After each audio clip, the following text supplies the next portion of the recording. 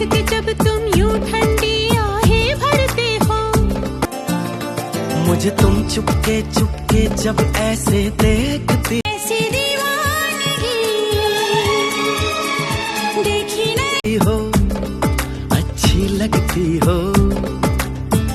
Hello दोस्तों, आज आप लोग देखने वाले हैं मेरे साथ में अपनी कारिस को, और ये अपने स्टूडेंट को डांस सिखा रही हैं।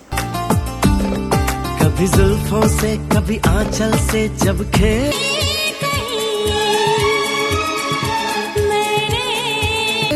हो अच्छी लगती हो।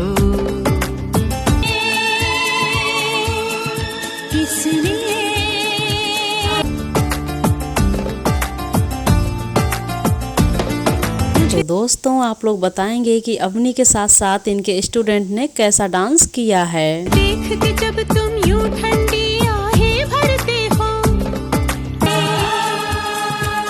जाने